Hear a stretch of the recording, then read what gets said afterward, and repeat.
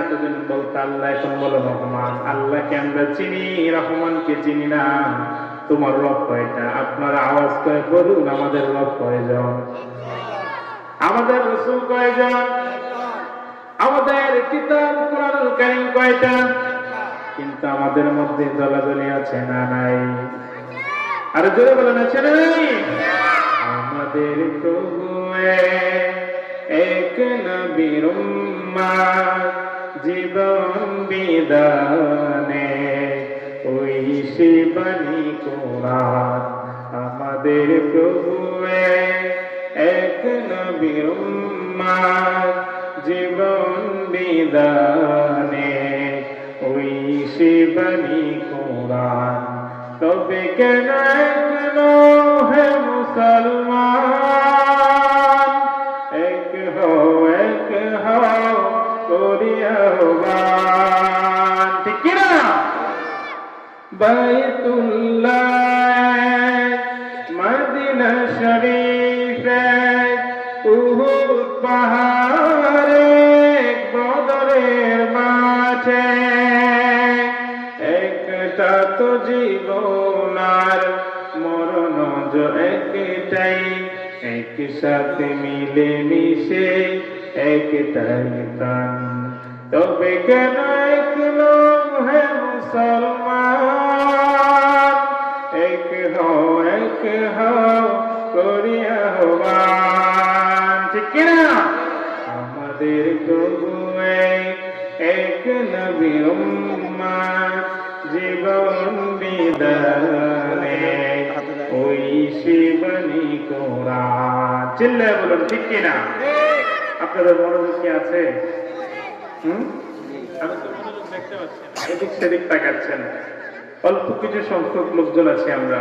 যদি মনোযোগ সহকারে আমার দিকে না তাকান, একটু উত্তর না দেন, আমি তো কথা বলতে পারছি না। অল্প কিছু হলেও সমস্যা নেই, কারণ যাদের সৌভাগ্য তারাই শুধু এই কোরআনের মাহফিলগুলোতে আসতে পারে। ঠিক না?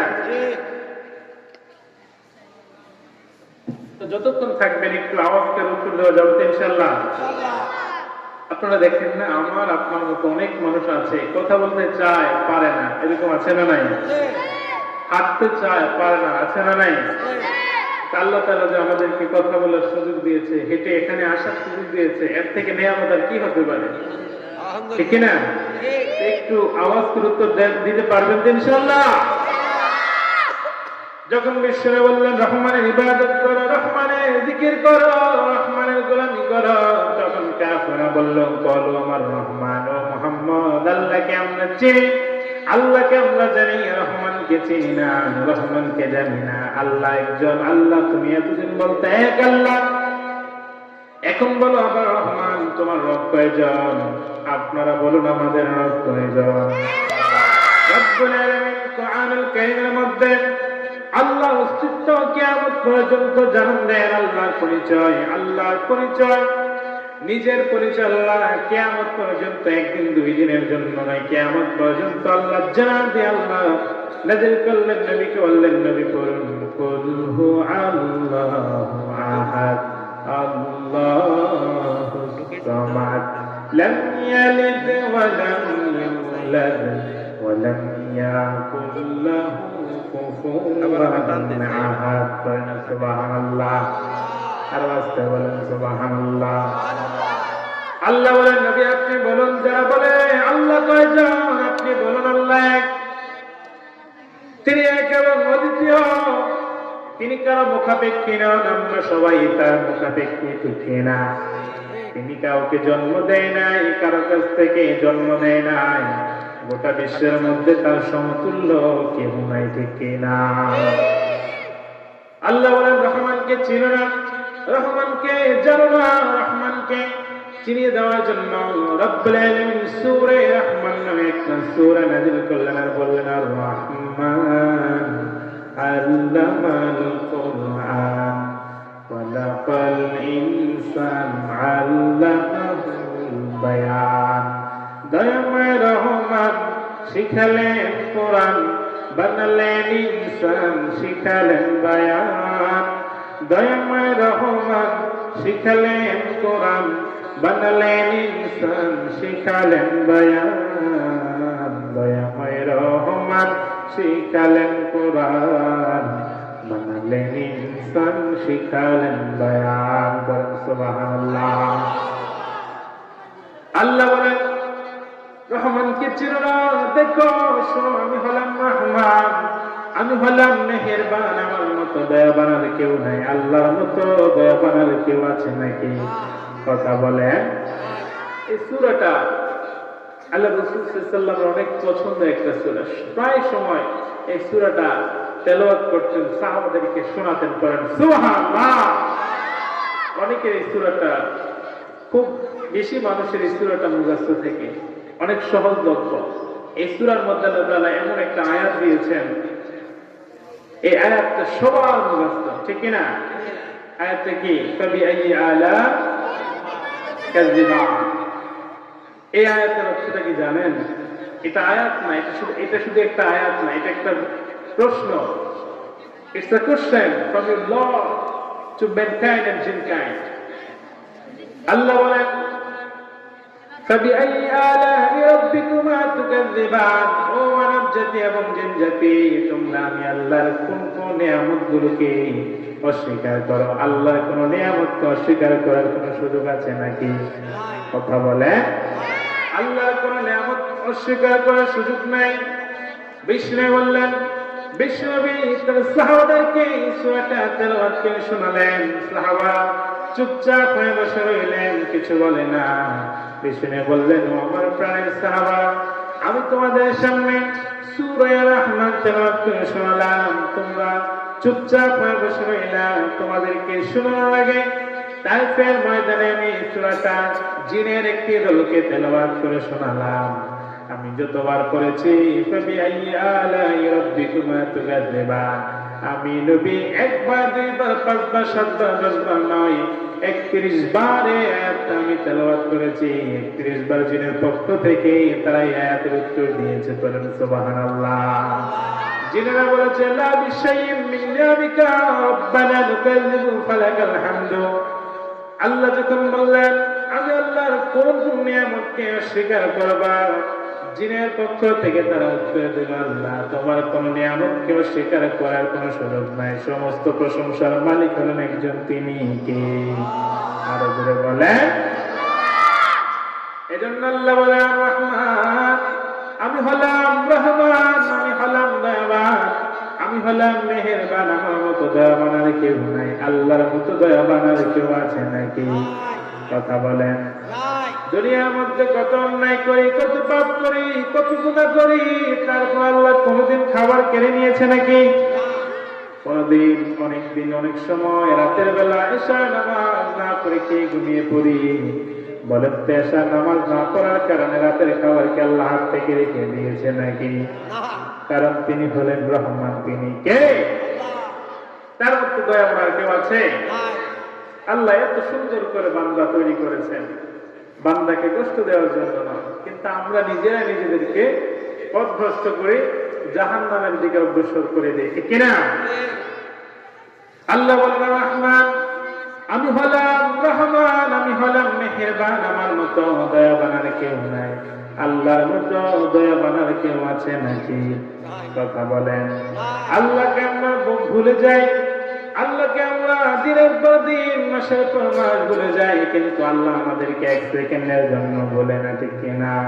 সমস্ত বিপদে আপদে যিনি আমাদেরকে সাহায্য করেন, তিনি কে? আরো জোরে বলেন। কখনো তোমাকে যদি ভুলি,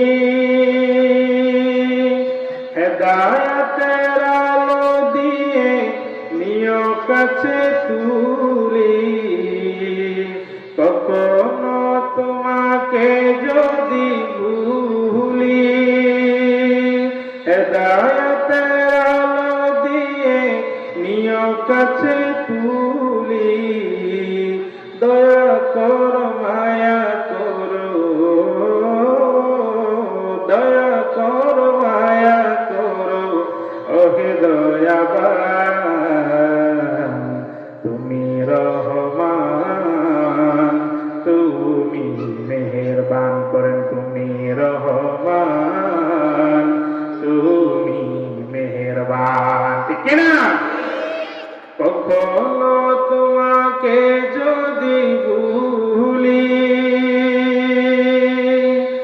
হেদায়েতের আলো দিয়ে নিয় কাছে তুলি, দয়া করো মায়া করো, দয়া করো মায়া করো, ওহে দয়াবান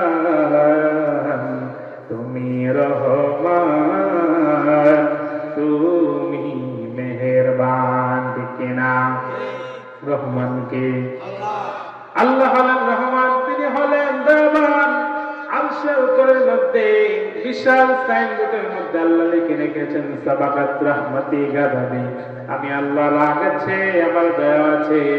কিন্তু মুমিনদের জন্য খুশির খবর হলো আমি আল্লাহ রাগের তুলনায় আমি আল্লাহর দয়া বেশি। ঠিক না?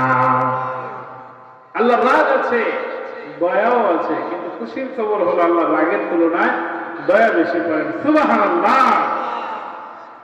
আপনারা এনার্জি এত কম কেন? আওয়াজ করে উত্তর দিতে পারছেন না যে আল্লাহ রাগ আছে, দয়াও আছে। যদি রাগের তুলনায় দয়ার তুলনায় রাগ যদি বেশি হতো, তওবা করলে কবুল হতো, মাফ করতো আল্লাহ। নামাজ পড়ি নাই, খাবার নিয়ে বসছি, সাথে সাথে মায়ের। ঠিক না? কিন্তু আল্লাহ তো কোনোদিন মনটা করে নাই। করছে? করে নাই, কারণ তিনি হলেন রহমান।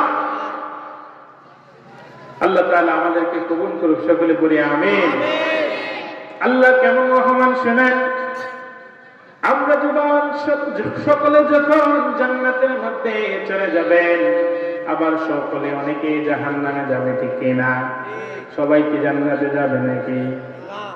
আল্লাহ চায় আল্লাহর একটা বান্দা জাহান্নামে যায়, কিন্তু পাপের কারণে যেতে হবে। ঠিক না?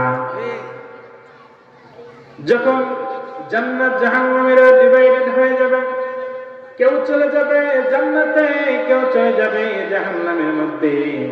আবার জান্নাত জাহান্নাম থেকে আল্লাহ তাআলা দয়া করে মায়া করে কিছু সংখ্যক বান্দাকে জান্নাত দিয়ে দেবেন। ঠিক না? যার ভিতরে শস্য পরিমাণ ঈমান থাকবে, যে একবার আল্লাহকে সিজদা করবে, তাকেও জান্নাত দিবেন যিনি, তিনি কে? এই জন্য সিজদা দেওয়ার দরকার আছে না নাই? আরো জোরে বলেন। রাতের আধার যারা সিজদাতে রয়, দু চোখের অশ্রুতে নদী যেন বয়।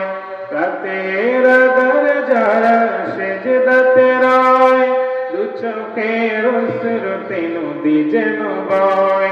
চলো নার হাত ছানি যত আসো, পিছনে ফিরেও তাকাই না।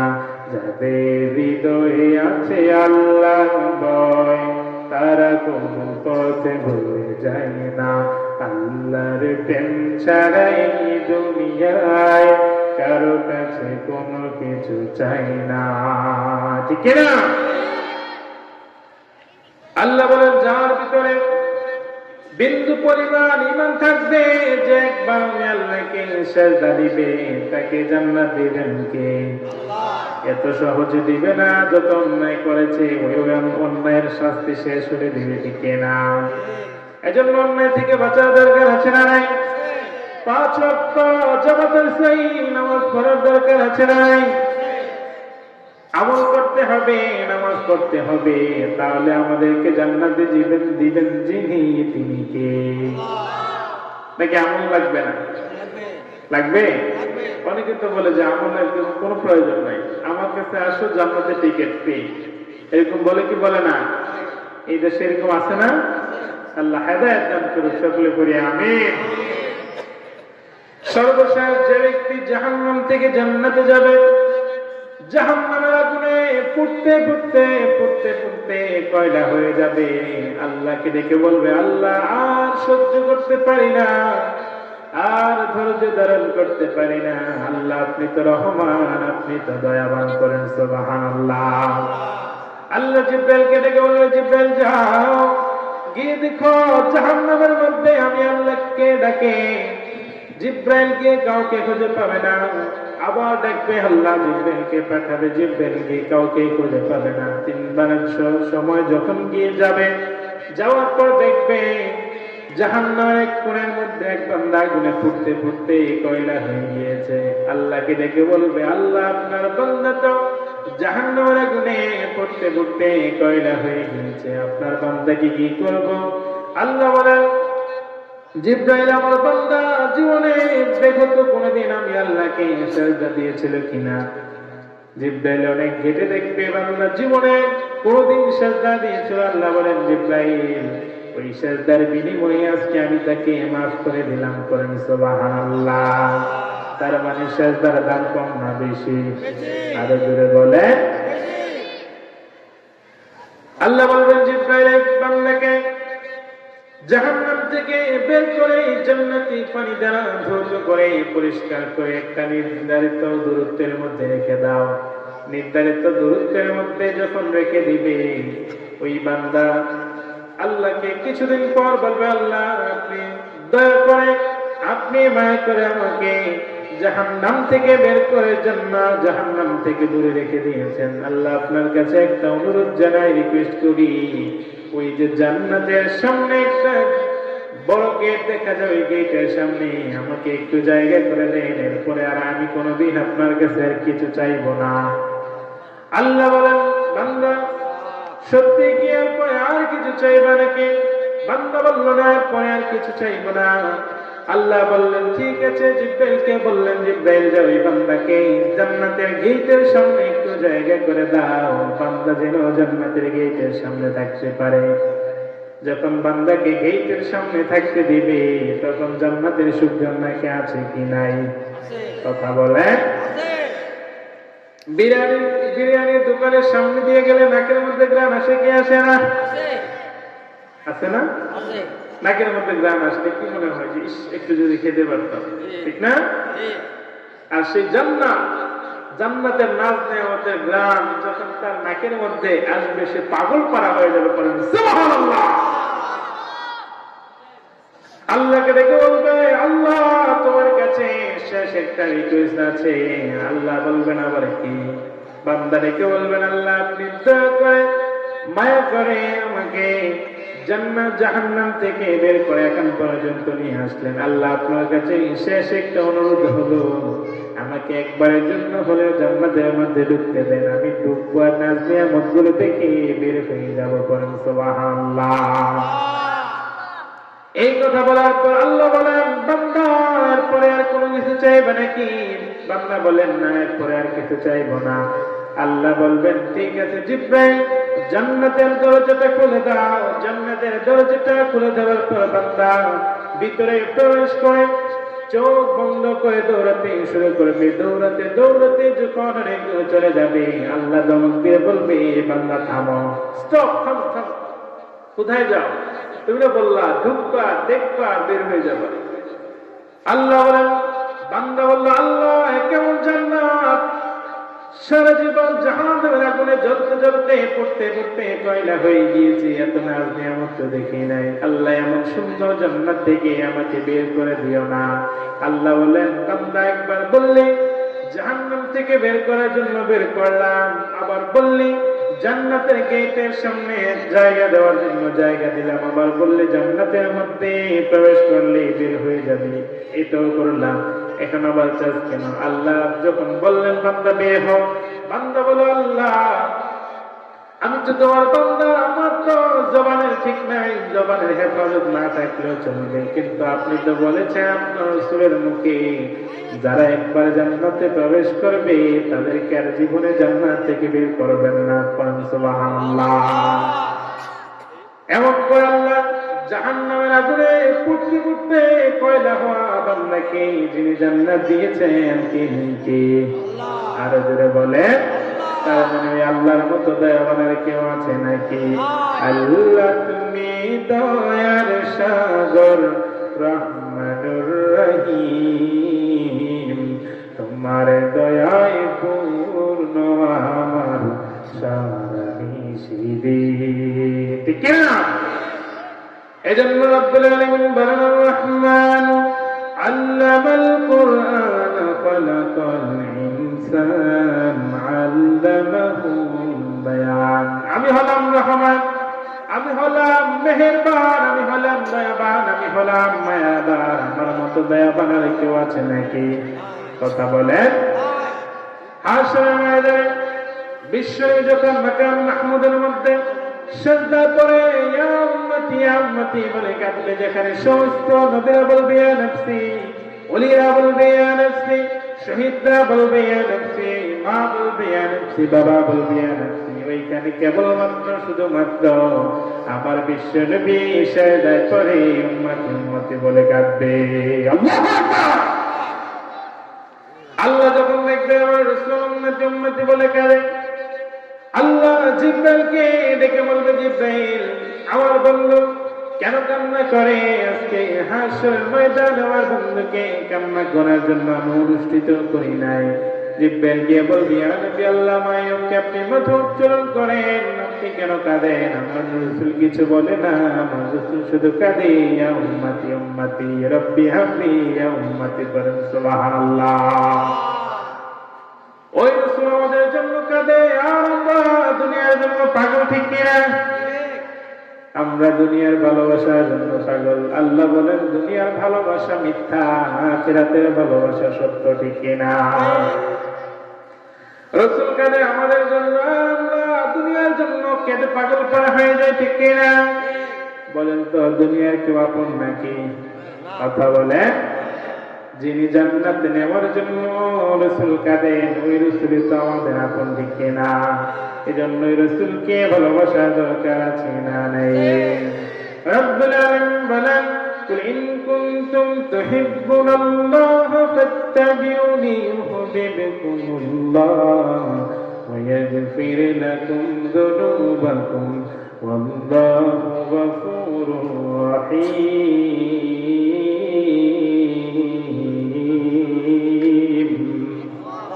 আল্লাহ কি যে পাইতে চায় হযরত কে ভালোবেসে, আল্লাহ কি যে পাইতে চায় হযরত কে ভালোবেসে, আরশ কুরসি লৌহ কলম না চাইতে পেয়েছে সে, ঠিক না?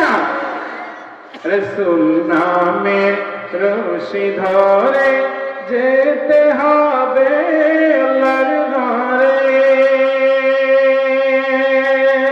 রাসূল নামের রশি ধরে যেতে হবে আল্লাহর ঘরে। নদী তরঙ্গে যে পড়েছে ভাই দরিয়াতে সে আপনি সে, হাজরাতের অনুসরণে আল্লাহ কি যে পাইতে চায় হযরত কে ভালোবেসে, আরশ কুরসি লৌহ কলম না চাইতে পেয়েছে সে, কেনা? কষ্ট হচ্ছে আপনাদের? আপনাদের কষ্ট আমি ছেড়ে দেব, শুনবেন?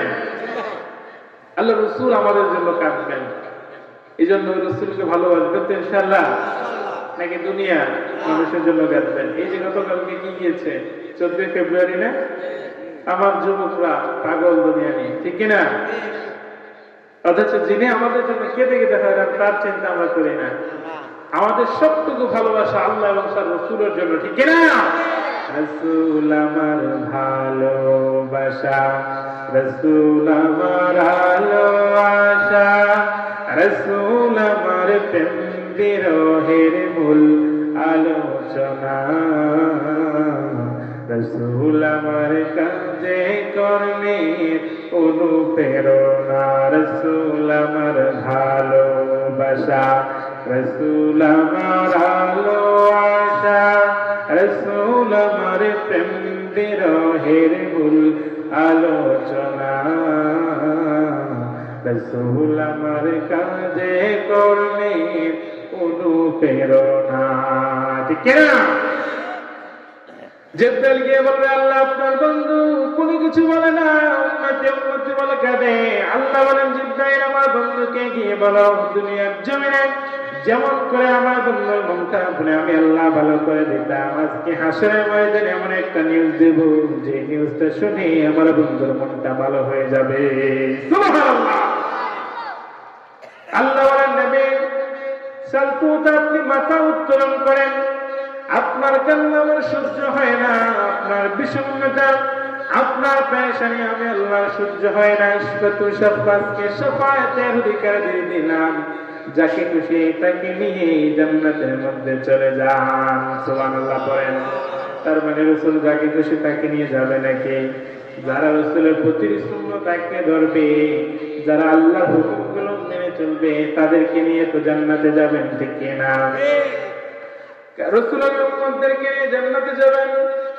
যে উম্মতগুলো রাসূল যতটুকু ইসলাম প্র্যাকটিস করতে বলেছে অতটুকুই করেছে, এর থেকেও বেশিও করে না, কম করে না, এর থেকে বেশিও করা যাবে না, কম করা যাবে না। হুকুমটা কার? আরো জোরে বলেন, রব্বুল আলামিন বলেন, ইয়া আইয়ুহাল্লাযীনা আমানু লা তুকদ্দিমু বাইনা ইয়াদাইল্লাহি ওয়া রাসূলিহি ওয়াত্তাকুল্লাহ ইন্নাল্লাহা সামিউন আলিম। করেন সুবহানাল্লাহ। আল্লাহ বলেন, গোলাম শুনো শুনো, আমি আল্লাহ এবং আমার রাসূল যে সিদ্ধান্তটা ফাইনাল করে ঘোষণা দিয়েছি, আমার রাসূল যতটুকু বলেছে যতটুকু করেছে অতটুকুই পালন করে, থেকেও বেশিও করা যাবে না, কম করা যাবে নাকি? কথা বলেন। এশার ফরজ নামাজ কয় রাকাত? কথা বলেন। 4 রাকাত নামাজ, ঠিক কিনা? যদি 5 রাকাত করি হবে নাকি?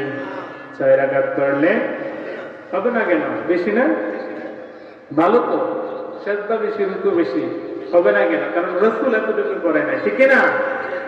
রাসূলের থেকে অ্যাডভান্স হওয়া যাবে না।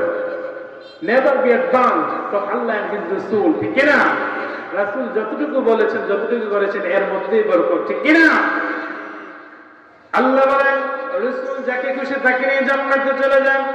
আমার রাসূল যাকে খুশি তাকে নিয়ে জান্নাতে যাবে না। যারা রাসূলের সুন্নাহগুলো মেনেছে, যারা আল্লাহর ফরজগুলো অক্ষরে অক্ষরে পালন করেছে, তাদেরকে নিয়ে আমার রাসূল জান্নাতে যাবেন, ঠিক কিনা? এই জন্য রাসূলের প্রতিটি সুন্নাত একটু ধরা দরকার আছে না নাই? আরো জোরে বলেন, সুন্নাত নয় শুধু দাওয়াতের মেহমান, সুন্নাত নয় শুধু খাওয়া শেষ মধু পান, আরো কিছু সুন্নাত আছে তুমি জানো কি? জানলেও জীবনে কখনো তা মানো কি? ঠিক কিনা? সুন্নাত নয় শুধু মজলুম সহায়, সুন্নাত উহুদের বাতিলের প্রতিরোধ, সুন্নাত নয় শুধু নির্জনে ধ্যানে যাওয়া, আর সুন্নাত হলো পাথরের আঘাত খাওয়া, ঠিক না? মুহাব্বতে তার সুদিনের সাথে তুমি, দুর্দিনেও তার পাশে থাকো কি?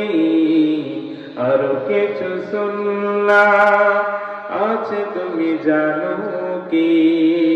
জানলেও জীবনে কখনো তা মানো কি? ঠিক না? সুন্নাত নয় শুধু পাগড়ি মাথায় দেয়া, আর সুন্নাত হলো অন্যায় বাধা দেয়া। সুন্নাত নয় শুধু মেষ চড়াতে যাওয়া, আর সুন্নাত হলো রাষ্ট্র নায়ক হওয়া। মুহাব্বতে তার সুদিনের সাথে তুমি, দুর্দিনেও তার পাশে থাকো কি? আর কিছু সুন্নাত আছে তুমি জানো কি? জানলেও জীবনে কখনো তা মানো কি? ঠিক না? রাসূলের প্রতি সুন্নাত যারা অক্ষরে অক্ষরে পালন করবে, তাদেরকে আমার রাসূল জান্নাতে নিয়ে যাবেন। ওই জান্নাতে যাওয়ার দরকার আছে না নাই? আরো জোরে বলেন। কিন্তু অনেকে তো এরকম গীত গায়, আমি চাই না জান্নাত, ভয় পাই না জাহান্নাম, এরকম কুলাঙ্গার আছে না নাই? অথচ আল্লাহ রাসূল বুখারীতে বলেন, ইজা সাআলতামুল্লাহ ফাসআলহু ফারদাউস, আল্লাহর কাছে যখন জান্নাত চাইবা তখন ফেরদাউস চাও। আল্লাহর কাছে যখন খুঁজবা ছোটটা চেও না, বড়টা চাও, ঠিক কিনা? কিন্তু অনেকে বলে যে জান্নাত চায় না, এরকম আছে না নাই? তারা নেহায়াত বোকা, ঠিক কিনা? আল্লাহ বলেন, আমার মুমিন বান্দারা সব সময় জাহান্নাম থেকে আমি আল্লাহর কাছে ক্ষমা চায়, কারণ জাহান্নামের আগুন সহ্য করা যাবে। জাহান্নামের আগুনটা হলো কার আগুন? আরো জোরে বলেন। আল্লাহ বলেন, নারুল্লাহ, জাহান্নামের আগুন দুনিয়ার কোন ব্যক্তির আগুন না, এটা হলো আমি আল্লাহর প্রজ্বলিত আগুন। ওই আগুন সহ্য করা যাবে নাকি? আরো জোরে বলেন। আল্লাহ যখন নবীকে বলবেন, নবী আপনি যেকে খুশি তাকে নিয়ে জান্নাতের মধ্যে চলে যান, আমার রাসূলের উম্মতদেরকে নিয়ে, প্রিয় উম্মতদেরকে নিয়ে জান্নাতের মধ্যে চলে যাবে, কারণ আমার রাসূলের কান্না আমার আল্লাহ সহ্য করতে পারে, কারণ তিনি হলেন রহমান। তিনি কে? আরো জোরে বলেন। আল্লাহ রাব্বুল আলামিন বলেন, রহমান আল্লামাল কুরআন খালাকাল ইনসান আল্লামাহুল বায়ান। আল্লাহ আমি হলাম রহমান। আল্লাহ আপনি কে? তিনি বলেন, আল্লামাল কুরআন, আমি আল্লাহ তোমাদেরকে কোরআন শিখাই। আমাদেরকে কোরআন শিক্ষা দিয়েছেন কে? বিশ্ব নবীকে কোরআনের জ্ঞানী বানিয়ে দিয়েছেন কে? আরো জোরে বলেন। রব্বুল আলামিন বলেন, ওয়াল কুরআনিল হাকীম।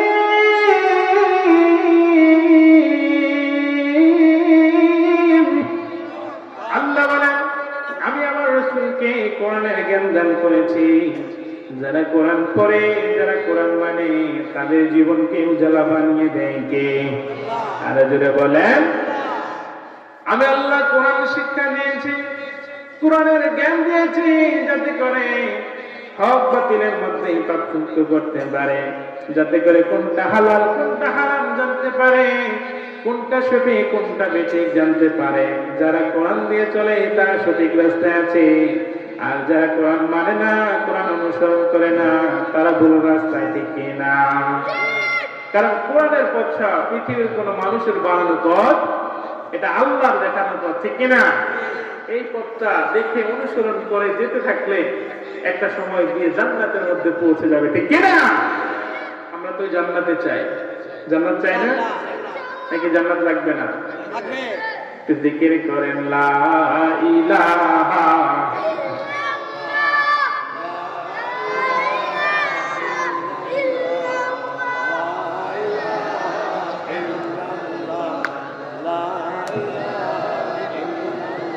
জোরে লা ইলাহা লা ইলাহা ও লা ইলাহা।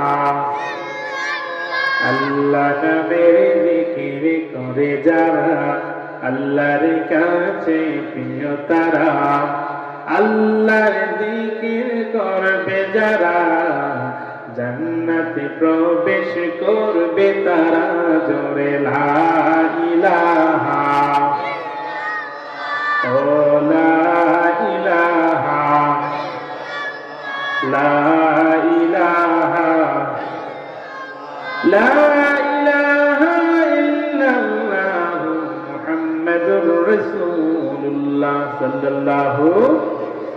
আল্লাহ আল্লামাল কুরআন, আমি হলাম কোরআনের শিক্ষক, কোরআনের জ্ঞান দিয়েছি। আমাদেরকে কোরআনের জ্ঞান দিয়েছেন কে? এজন্য কোরআনের সাথে সম্পর্ক রাখার দরকার আছে না নাই? কোরআন পড়বেন, কোরআন মানবেন, কোরআনের সাথে সম্পর্ক রাখবেন। যারা কোরআন মানে না, কোরআন জানে না, তারাই হলো পথভ্রষ্ট, ঠিক কিনা? এই জমিনের মধ্যে অনেকে চেয়েছে পৃথিবী থেকে কোরআনকে বিদায় করে দেওয়ার জন্য, কোরআনকে জ্বালিয়ে পুড়িয়ে শেষ করে দেওয়ার জন্য অনেকে চেয়েছে, কেউ পারে নাই। কিয়ামত পর্যন্ত পারবে? যদি আগুন লেগে যায়, পুড়ে যায় পৃথিবী সব বইয়ের দোকান, বিশ্ব থেকে হারাবে না পবিত্র কোরআন, বিশ্ব থেকে হারাবে না পবিত্র কোরআন। ঠিক না? পাকিস্তানের সামরিক শাসক মরেছিল বিমান দুর্ঘটনায় ভাই, বিমান পুড়ে ছাই হইল, কোরআন পুড়ে নাই। আর আসতে বলেন সুবহানাল্লাহ। পাকিস্তানের সামরিক শাসক মরেছিল বিমান দুর্ঘটনায় ভাই, বিমান পুড়ে ছাই হইল, কোরআন পুড়ে নাই। যেমনি ছিল তেমন আছে, যেমনি ছিল তেমন আছে, একটি পাতাও হয় না লাল, বিশ্ব থেকে হারাবে না পবিত্র কোরআন, বিশ্ব থেকে হারাবে না পবিত্র কোরআন। ঠিক না? যারা কোরআনের শত্রু দাবি করে, যারা কোরআনকে দুনিয়া থেকে বিদায় করে দিতে চায়, তারা হলো নিহায়াত বোকা। ঠিক না? যদি আজকে মুসলমান একত্রিত হয়ে যেত, আমার কোরআনকে কেউ জ্বালাতে পারত না। ঠিক না? যদি মুসলমান একত্রিত হয়ে যেত, সুইডেন পুলিশ প্রশাসন ঘেরাও করে আল্লাহর কোরআনকে জমিনের মধ্যে জ্বালিয়ে পুড়িয়ে জমিনে দাঁড়িয়ে থাকতে পারত না। ঠিক না? মুসলমান আপনারা কি মনে করেন আল্লাহ জমিনের মধ্যে শুধু খেয়ে বেঁচে থাকার জন্য পাঠাইছে নাকি? আল্লাহ পাঠাইছে আল্লাহর জমিনের মধ্যে গোলামি করার জন্য। ঠিক না? তার মানে বসে থাকলে চলবে না। যখন বিশ্ব নবীর কোরআন গালি দেয়, যখন বিশ্ব নবীকে গালি দেয়, আমার কোরআনকে গালি দেয়, আমার আল্লাহকে গালি দেয়, তখন আর বসে থাকা যাবে না। আমাদের যা কিছু আছে তা নিয়ে মাঠের মধ্যে নামার দরকার আছে না নাই? বিপ্লব মানে জীবন দেয়া বসে থাকা নয়, সে কোনদিন আসবে না রে করো যদি ভয়। ঠিক না? বিপ্লব মানে জীবন দেয়া বসে থাকা নয়, সে কোনদিন আসবে না রে করো যদি ভয়। আসবে বিজয় তোমার জীবনের বিনিময়, আসবে বিজয় তোমার জীবনের বিনিময়। বিপ্লব মানে জীবন দেয়া বসে থাকা নয়, সে কোনদিন আসবে না রে করো যদি ভয়। ঠিক না? লড়াইয়ের ওই ময়দানেতে যেতে তোমাকে হবে, প্রয়োজনে সব রক্তটুকু জমিনে ঢেলে দিবে। লড়াইয়ের ওই ময়দানেতে যেতে তোমাকে হবে, প্রয়োজনে সব রক্তটুকু জমিনে ঢেলে দিবে। তবু তোমায় লড়তে হবে, মানিবে না পরাজয়, তবু তোমায় লড়তে হবে, মানিবে না পরাজয়। বিপ্লব মানে জীবন দেয়া বসে থাকা নয়, সে কোনদিন আসবে না রে করো যদি ভয়। ঠিক না?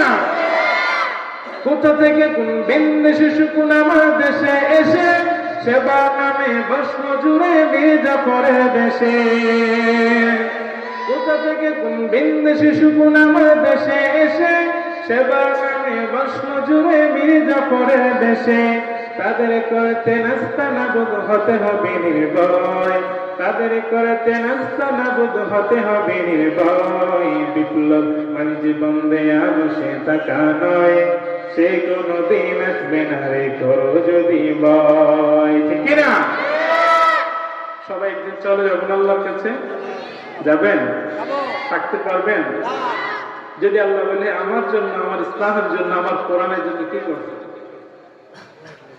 সম্পদ দিলাম, ইজ্জত দিলাম, টাকা দিলাম, সব দিলাম, বাড়ি গাড়ি, আমার জন্য কি করছো? আমাদের সম্পদ, বাড়ি গাড়ি সব কিছু দিয়েছেন কে? আল্লাহ দিয়েছেন না? তা আল্লাহ যে এত কিছু দিয়েছে, আল্লাহ যদি জিজ্ঞেস করে যে আমার জন্য কি করছো, আমার কোরআনকে জ্বালাইছে, তুমি কি করছো? আমার রাসূলকে গালি দিয়েছে, কি করছো? জবাব আছে? কোথায় যেতে হবে? Go to the hellfire. কিন্তু আমরা জাহান্নামে যেতে চাই। আল্লাহ যদি হাসরের ময়দানে কাউকে প্রশ্ন করে, ওই বান্দা কোনদিন জান্নাতে যেতে পারবে? বিশ্বনবী নামাজের মধ্যে কাঁদে, সব সময় কাঁদে। আম্মা জান আয়েশা বলেন, নবী আপনার তো কোনো গুনাহ নাই, আপনি কাঁদেন কেন? আপনি তো মাসুম নবী, আপনি কান্না করেন কেন? বিশ্বনবী বললেন, আয়েশা, কিয়ামতের মাঠে আল্লাহ যদি কার হিসাব নেয়, ওই বান্দা জান্নাতে যেতে পারবে? আম্মা জান আয়েশা বললেন, নবী, আল্লাহ যদি আপনার হিসাব নেয়, আপনার যদি বিচার করে, আপনার কি হবে?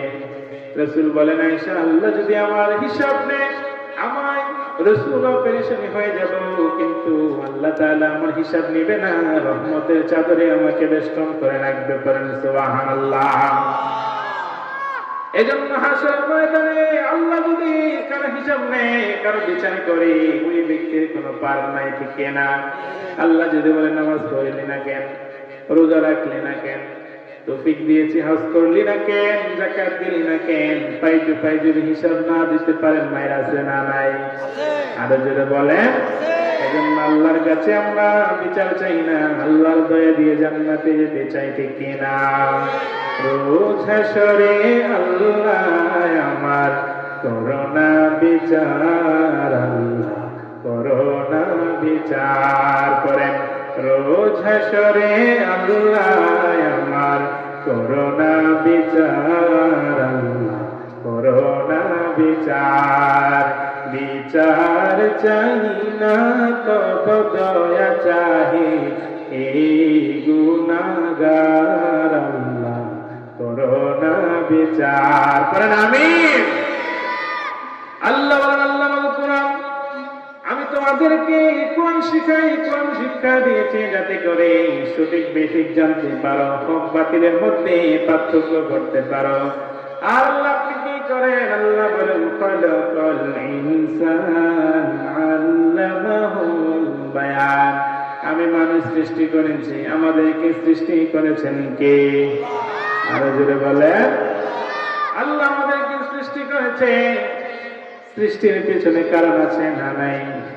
আরো জোরে বলেন, এই যে মাহফিল করেছে, মাহফিলের পিছনে কারণ আছে না নাই? বলেন তো, আমি যেখানে যাই এখানে একটা উদ্দেশ্য আছে না নাই?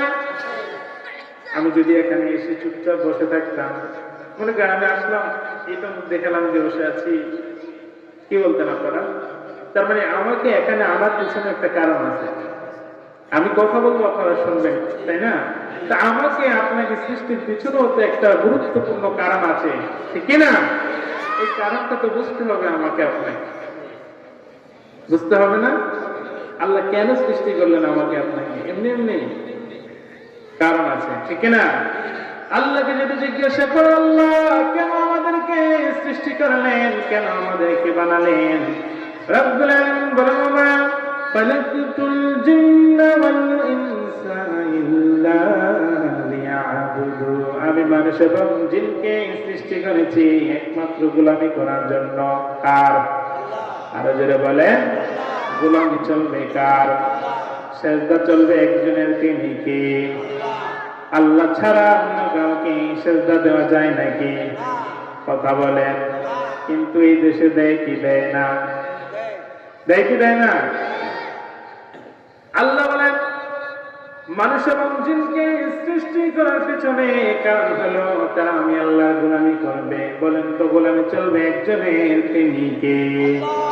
আল্লাহর গোলামি করার দরকার আছে না নাই? সর্বদা জিকির করা দরকার আছে না নাই? বিশ্ব নবী শ্রেষ্ঠ নবী হওয়ার পরে দৈনিক 70 বার ইস্তিগফার করতেন। আমি আর আপনি কয়বার করি? আমার রাসূল নবী হওয়ার পরেও 70 বার তওবা করতেন, কিন্তু আমরা তওবা এখন করি? তওবা আছে নাকি? কখন যে ঘুমিয়ে যাই টের পাই না, ঠিক কিনা? কিন্তু তওবা করার দরকার আছে না নাই? বিষ্ণু বললেন, আমার উম্মতেরা শুনো শোনো, রাতের বেলা যখন ঘুমিয়ে যাও, ঘুমানোর আগে তোমরা তওবা করো, কারণ এমন তো হতে পারে এই ঘুমটা তোমার শেষ ঘুম, ঠিক কিনা? এই যে রাতের বেলা আমরা ঘুমিয়ে যাই, ঘুম ভাঙলে সকাল না ভাঙলে কবর, ঠিক কিনা? আমাদেরকে একদিন কবরের মধ্যে চলে যেতে হবে। কথা বলেন, একদিন মাটির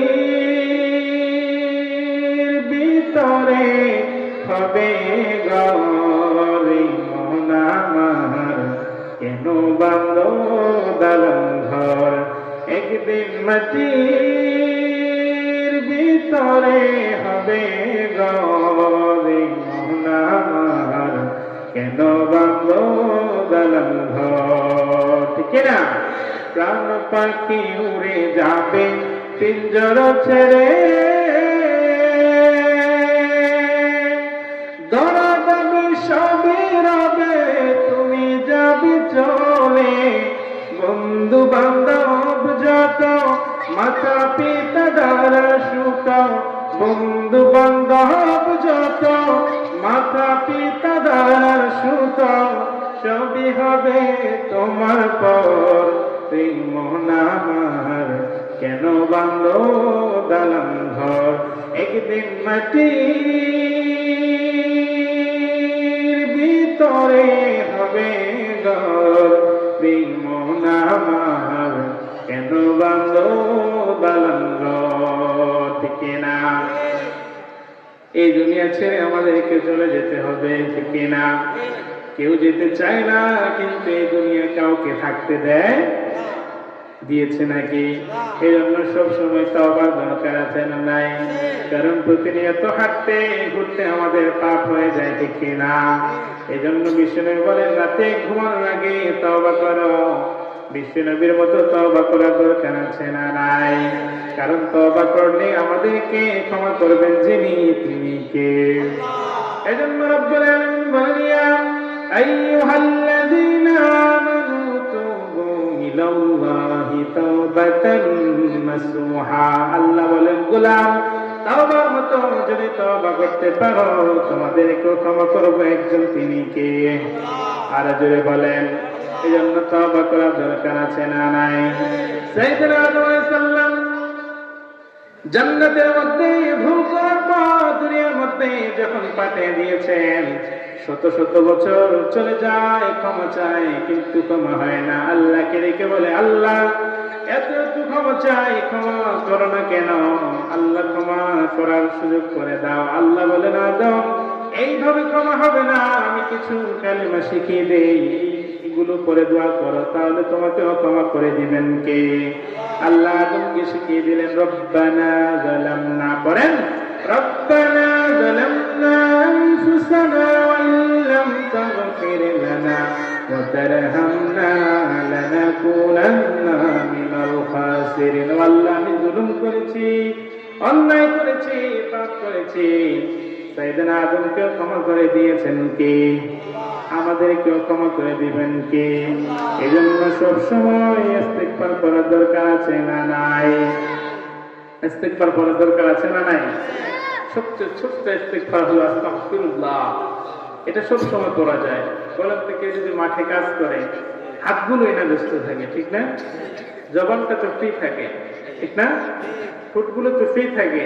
এই ঠোঁটগুলো দিয়ে যদি সর্ব অবস্থায় করতে চাই আস্তাগফিরুল্লাহ, এটার অনেক ফজিলত। আমি কি বলবো আপনাদেরকে? শুনবেন আস্তাগফিরুল্লাহর ফজিলত? আপনারা কি মুসনাদ আহমদ ইবনে হাম্বলের নাম শুনেছেন? শুনেছেন? হাম্বলি মাযহাবের প্রণেতা। তিনি ছিলেন অনেক বড় একজন হাদিস বিশারদ। দেশ থেকে দেশ, দেশান্তরে উনি গিয়ে হাদিস সংগ্রহ করতেন। সুবহানাল্লাহ করবেন না? মুসনাদ আহমদ ইবনে হাম্বল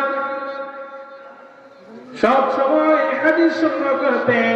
গ্রাম থেকে শহরে, শহর থেকে উপশহরে উনি হাদিস সংগ্রহ করতে করতে বড় বৃদ্ধ একজন মানুষ এক জায়গায় গিয়ে এশার নামাজের সময় হয়ে গিয়েছে। কনকনে শীতের রাত। উনি এশার নামাজের পরে মসজিদের মধ্যে জায়গা করে শুয়ে পড়লেন। মসজিদের দারোয়ান এসে বললেন, আপনি কে? মসজিদে তো শোয়া যাবে না, ঘুমানো যাবে না, আপনি বের হয়ে যান। কারণ ওই সময় তো কেউ ওনাকে চিনতে পারে নাই। উনি বলল, ভাই আমি তো ফজরের মুসল্লি, ফজরের নামাজ পড়ে বের হয়ে যাব, এই কনকনে শীতের রাত আমাকে বের করে দিয়েন না। দারোয়ান বলল, এখনই বের হয়ে যান, মসজিদে থাকা যাবে না।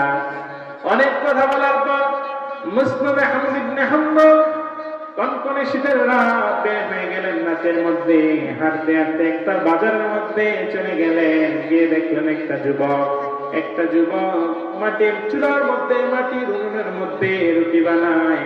যুবককে বললেন, যুবক আমি কি তোমার এই উনুনের পাশে একটু বসতে পারি নাকি? মনোযোগ আছে আপনাদের?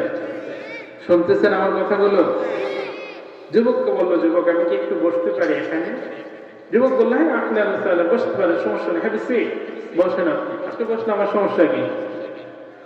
যুবক যখন বসতে দিলেন, মুসনাদ আহমদ ইবনে হাম্বল লক্ষ্য করলেন যুবক রুটি বানায়, বলে আস্তাগফিরুল্লাহ, রুটি বিক্রি করে বলে আস্তাগফিরুল্লাহ।